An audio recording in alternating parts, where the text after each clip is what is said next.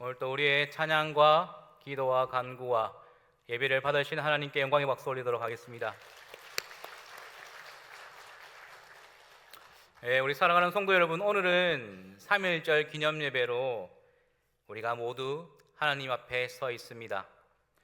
3.1절은 단순한 민족 기념일이 아니라 우리 믿는 성도들에게는 하나님께서 이 민족의 역사 가운데 어떻게 일하시는지, 어떻게 계획하셨는지 기억하며 신앙으로 해석하는 날이 되어야 할 것입니다. 오늘 우리는 시편 33편 1절에서 12절 말씀을 통해 복된 나라의 조건이라는 이 제목으로 은혜를 나누고자 합니다. 특별히 이 말씀을 통해 우리나라가 이 성경이 말하는 복된 나라가 되기 위해 무엇이 필요한가, 그리고 우리가 어떠한 신앙의 자세로 나아가야 하는지를 살펴보는 귀한 은혜의 시간 되기를 소망합니다. 신앙생활을 오래 하다 보면 우리는 자신도 모르는 사이에 하나님을 너무나 축소하여 믿는 경향이 있습니다. 무슨 말이냐 하면 하나님을 나의 하나님, 우리 가문의 하나님, 우리 교회의 하나님 정도로만 여긴다는 것입니다. 마치 하나님이 우리의 울타리 안에서, 우리 울타리 안에서만 역사하시는 분인 것처럼 여겨지는 경향이 있습니다.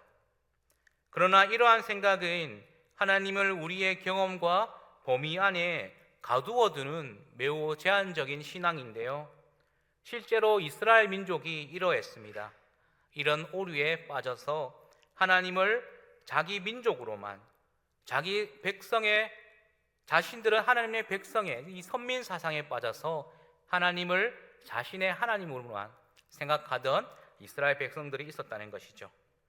그러나 성경은 분명히 선언하고 있습니다. 하나님은 특정 개인이나 가문 혹은 한 교회만 속한 분이 아니시라 온 세상의 주권자이십니다. 하나님은 신자의 하나님뿐만 아니라 불신자의 하나님이 되십니다. 교회의 하나님뿐만 아니라 세상의 하나님이 되신다는 겁니다. 그분은 온 우주와 역사를 다스리시는 만왕의 왕이십니다. 모든 인류와 열방을 향해 사랑과 공의로 역사하시는 하나님이 바로 우리 하나님 아버지라는 것입니다. 하나님은 세상과 그 세상 속에 있는 모든 만물들을 여전히 사랑하고 계십니다.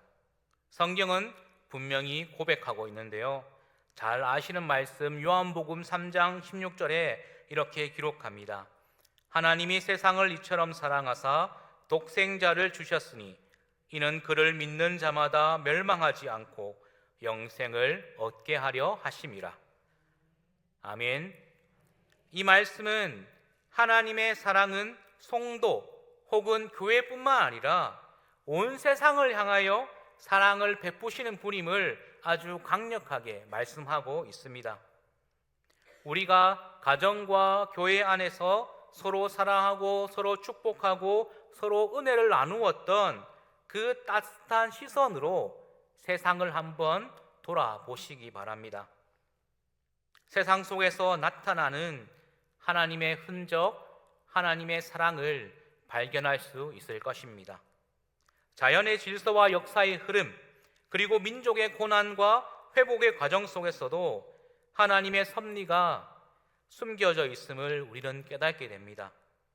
3.1절 역사 또한 마찬가지입니다. 당시 우리의 민족은 아무 힘도 없던 정말 약하디 약한 연약한 백성이었습니다. 그러나 전국에서 동시에 일어난 만세의 외침은 단순한 정치적, 역사적 사건만으로 설명할 수 없다는 것이죠. 시편 33편이 말하는 것처럼 역사의 계획은 사람에게 있는 것이 아니라 오직 하나님께 있다는 것입니다. 제국의 권세는 강하여지지만, 우리 눈에도 그 제국의 권세가 강하게 보이지만 하나님은 그보다 더 크신 계획 속에서 우리 민족을 기억하시고 우리 민족을 돌보아 주신 것입니다. 어둡고 억압된 이 시대 속에서도 하나님은 우리나라를 포기하지 않으셨고 보이지 않는 손으로 역사를 이끌어 오셨습니다. 그러므로 그리스도인들은 민족의 역사를 단순한 정치적 사건, 역사적 사건 또는 인간의 성취로만 보는 것이 아니라 하나님 섭리 안에서 회복되어 가는 하나님의 계획하심을 바라볼 수 있는 여러분들 되기를 간절히 소망합니다. 역사의 배후에서 임하시는 하나님의 손길을 발견할 때 우리는 단순히 감격하는 것을 넘어 오직 하나님께 영광, 오직 하나님께 라는 고백이 우리의 입술에서 흘러나오게 될 줄 믿습니다. 바로 그 지점에서 시편 33편은 우리에게 중요한 신앙의 반응을 가르쳐 줍니다. 하나님께서 역사의 주권자로 일하신다는 사실을 깨달은 자들은 절대 침묵할 수가 없습니다. 자연스럽게 하나님을 향한 찬양으로 이어지게 되어 있다는 겁니다. 그래서 시편의 기자는 먼저 하나님을 향해 대대적인 찬양을 촉구하는데요. 오늘 말씀 1절 말씀에 너희 의인들아 여호와를 즐거워하라 찬송은 정직한 자들이 마땅히 할 바로다 라고 고백하고 있습니다. 즉 역사를 주관하시는 하나님을 믿음으로 바라볼 때 우리의 입술에서는 하나님 왜 우리의 역사 가운데 이런 시련을 주셨습니까? 라는 불평불만이 아니라 오직 하나님께 찬양이 흘러나오게 되어 있다는 겁니다. 3.1절 역사 속에서 하나님의 섭리를 발견하는 성도라면 이제 그 하나님을 향해 마땅히 드려야 할 반응은 바로 감사와 찬양이라는 것입니다. 찬양은 선택이 아니라 하나님을 아는 자들에게 마땅히 반응해야 될 반응입니다. 시편 기자는 감정적인 찬양을 요구하는 것이 아니라 분명한 이유를 근거로 하나님을 찬양하라라고 선포하고 있는데요. 하나님의 성령에 감동된 사람은 하나님에 대한 분명한 믿음을 가지게 됩니다. 그리고 그 믿음은 하나님의 은혜와 진리를 바로 아는 데서 시작됩니다.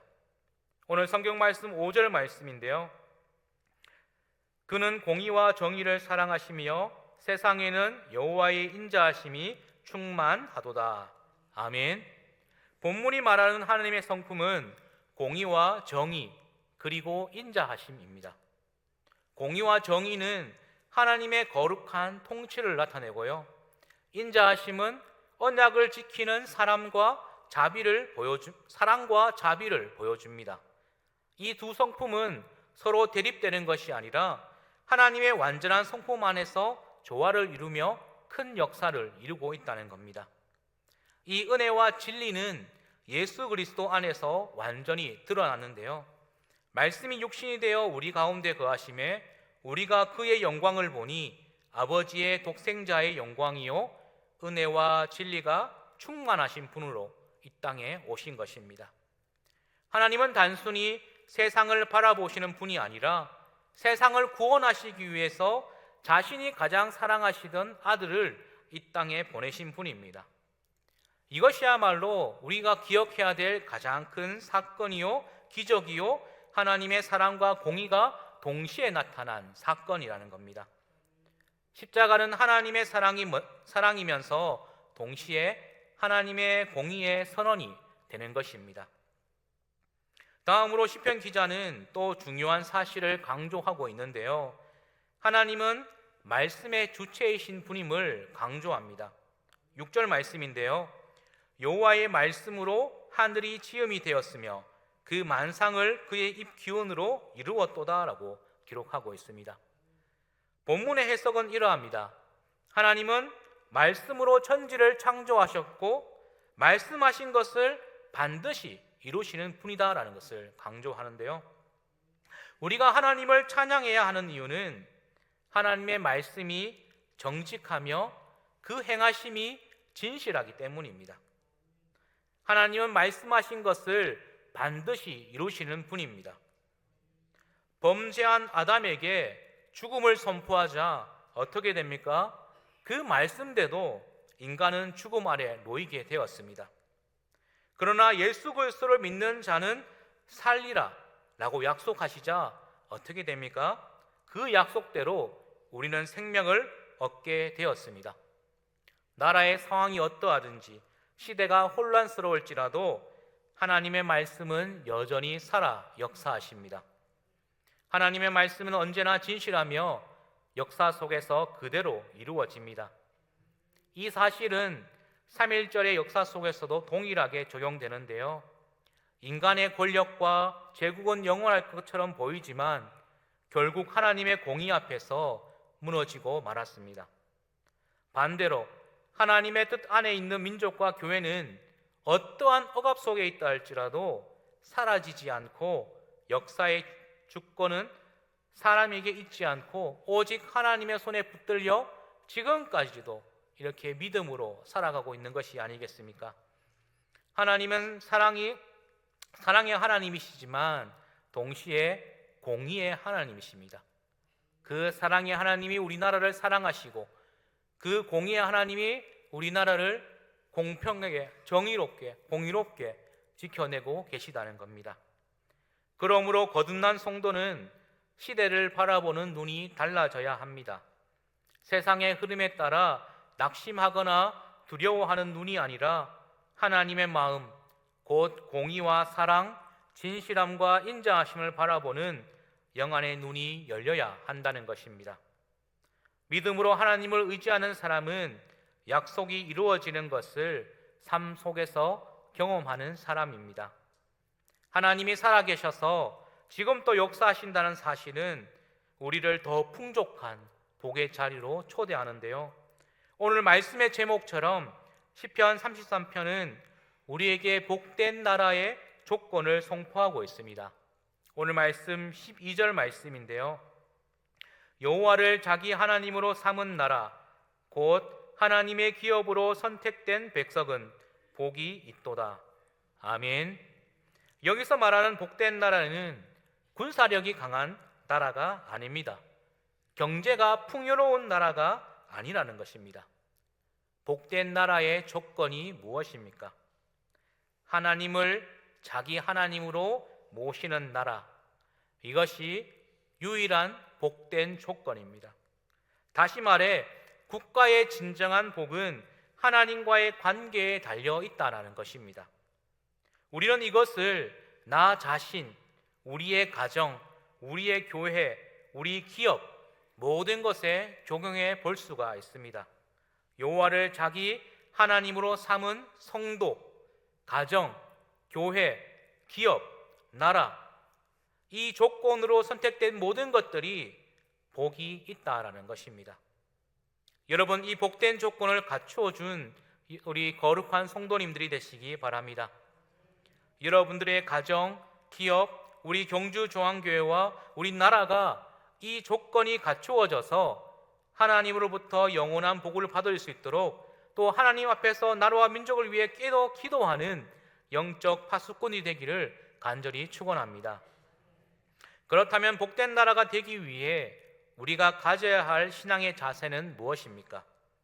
첫째로 하나님을 우리의 하나님으로 인정하는 신앙이 필요합니다. 본문은 먼저 하나님을 자기 하나님으로 삼는 나라가 복이 있다라고 말하고 있습니다. 이는 단순히 종교를 가지는 차원이 아니라 하나님을 나라의 주권자로 인정하는 신앙의 태도를 의미합니다. 앞서 말씀드린 바와 같이 하나님을 개인의 하나님, 우리 교회의 하나님으로만 축소해서는 안 됩니다. 하나님은 온 세상의 주권자이며 나라와 민족의 역사를 다스리시는 분이십니다. 우리가 하나님을 국가와 역사 위에 계신 주권자로 인정할 때 그 나라는 하나님의 참 복을 받는 나라가 되게 될 줄을 믿습니다. 두 번째로 공의와 정의를 사랑하시는 하나님의 성품을 닮아가야 합니다. 복된 나라는 정의가 살아있는 나라입니다. 시편 33편 5절은 이렇게 선포합니다. 그는 공의와 정의를 사랑하시며 라고 선포하고 있습니다. 하나님께서 공의와 정의를 사랑하신다는 것은 하나님이 다스리신 나라도 동일한 가치 위에 세워져야 한다는 겁니다. 공의와 정의는 사회 질서를 세우고 약자를 보호하며 공동체를 건강하게 만드는 기초가 됩니다. 불의가 용납되고 거짓이 통용되는 사회는 결코 복을 받을 수가 없다는 것이죠.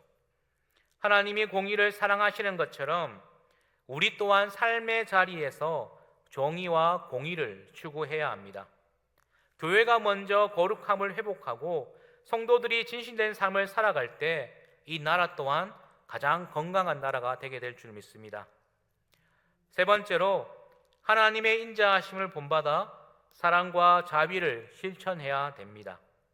하나님은 세상을 향해 인자하심을 베푸시는 분이십니다. 오늘 본문을 보면 세상에는 여호와의 인자하심이 충만하도다라고 고백하고 있습니다. 하나님의 인자는 단순한 감정이 아니라 죄인까지도 품으시는 긍휼과 자비를 의미하는데요. 복된 나라는 이러한 하나님의 사랑을 닮아 서로를 돌보고 섬기는 공동체가 되어야 합니다. 서로를 정죄하고 갈라지는 사회가 아니라 용서와 배려, 나눔과 섬김이 살아있는 사회가 바로 하나님의 인자가 흐르는 나라입니다. 하나님을 경외하는 백성들이 이 사랑을 삶 속에서 실천할 때 그 나라가 하나님이 기뻐하시는 가장 복된 나라가 되는 것입니다. 결국 시편 33편은 복된 나라의 조건을 분명하게 말하고 있습니다. 하나님을 주권자로 인정하고 공의와 정의를 사랑하며 하나님의 인자와 사랑을 삶 속에 실천하는 나라가 참으로 복된 나라가 되는 것입니다. 이러한 나라는 단지 제도나 환경으로 만들어지는 것이 아니라 하나님을 경외하는 성도들의 믿음과 삶을 통해 세워지는 것입니다. 그러므로 우리나라의 복을 소망한다면 먼저 하나님을 우리의 하나님으로 모시기 바랍니다. 그분의 성품을 닮아 살아가는 신앙의 삶을 회복하시기를 소망합니다. 결국 변화는 너무나 작은 것에서부터 시작되는 겁니다. 성도가 하나님 앞에서 복을 받으면 그 복이 가정으로, 교회로, 그리고 나라로 흘러가고 성도가 변화되면 그 변화가 모여 나라를 변화시키는 변화의 물결이 되는 것입니다. 반대로 성도가 하나님과의 관계 속에서 복을 누리지 못하고 삶의 변화가 없다면 이 나라의 변화와 회복을 무엇으로 기대할 수 있겠습니까? 하나님께서 아브라함에게 주신 약속의 말씀을 기억해 보시기 바랍니다. 창세기 12장 2절에서 3절 말씀인데요. 우리 함께 봉독하도록 하겠습니다. 내가 너로 큰 민족을 이루고 내게 복을 주어 내 이름을 창대하게 하리니 너는 복이 될지라. 너를 축복하는 자에게는 내가 복을 내리고 너를 저주하는 자에게는 내가 저주하리니 땅의 모든 족속이 너로 말미암아 복을 얻을 것이라. 아멘. 아멘.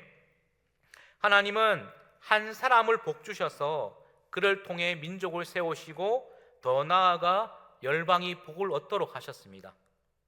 그러므로 사랑하는 성도 여러분, 여러분 한 사람의 변화가 곧 이 나라의 변화의 시작입니다. 하나님 앞에서 먼저 변화되고 하나님이 주시는 복을 받아 그 복을 삶으로 흘러내는 여러분이 되기를 간절히 소망합니다. 여러분들이 변화의 작은 바람이 되시기를 소망합니다.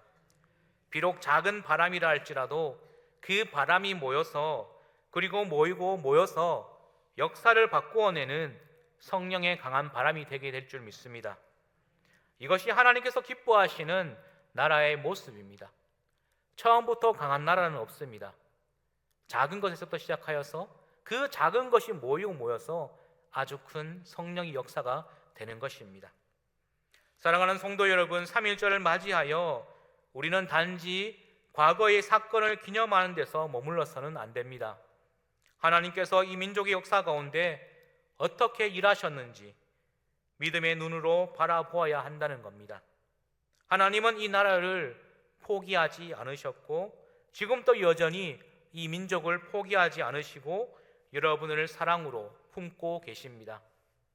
우리가 해야 할 일은 역사를 향한 불평과 작금의 시대를 향한 불만이 아니라 하나님을 향한 신뢰와 찬양, 기대와 소망을 가져야 합니다. 아침에는 주를 바라보며 기도하고 하루의 삶 속에서 하나님께서 살아계시다는 것을 역사를 경험하며 저녁에는 그 은혜를 기억하며 대대적으로 하나님을 찬양하는 삶을 살아야 할 것입니다. 오늘 3.1절을 맞이하여 우리의 고백은 분명해져야 합니다. 3.1절은 단지 과거의 독립운동을 기념하는 날이 아니라 하나님께서 이 민족의 역사 가운데 어떻게 일하셨는지를 기억하는 날이기 때문입니다. 나라의 주권은 인간에게 있는 것이 아닙니다. 오직 하나님께 있습니다. 하나님께서 허락하시면 민족은 회복되는 것이고 하나님께서 막으시면 그 민족은 어떠한 계획을 세운다 할지라도 아무것도 이루어지는 게 없을 것입니다. 그러므로 우리는 역사의 주권자 되시는 하나님을 바라보며 이 나라를 돌보시고 품으셨던 이 3.1절을 기념하여야 하겠습니다. 우리 민족이 걸어온 길을 돌아보며 고난과 눈물의 역사였습니다. 그러나 그 속에서도 하나님은 이 나라를 버리지 않으셨고 믿음의 사람들을 통해 소망의 불씨를 지펴 나가셨습니다. 이제 우리에게 주어진 사명은 분명합니다. 이 나라가 참으로 복된 나라가 되도록 하나님을 우리의 하나님으로 모시고 살아가는 것입니다. 정치와 제도만으로는 하나님께서 기뻐하시는 나라를 만들 수가 없습니다. 하나님을 경외하는 신앙이 회복될 때 그 나라가 진정한 복된 나라가 됩니다. 역사의 주권자는 하나님이십니다. 역사를 움직이는 분도 하나님이십니다. 나의 미래도 우리의 교회도 하나님의 손에 달려져 있습니다. 그러므로 우리는 낙심이 아니라 믿음으로 나아가야 됩니다. 여러분 기억하십시오. 나라의 미래는 정치가 아니라 기도하는 성도의 무릎 위에 달려져 있습니다. 하나님을 진심으로 바라고 기도하는 여러분이 되기를 간절히 소망합니다. 그리고 또한 끝끝내 약속을 이루시는 하나님을 신뢰합시다.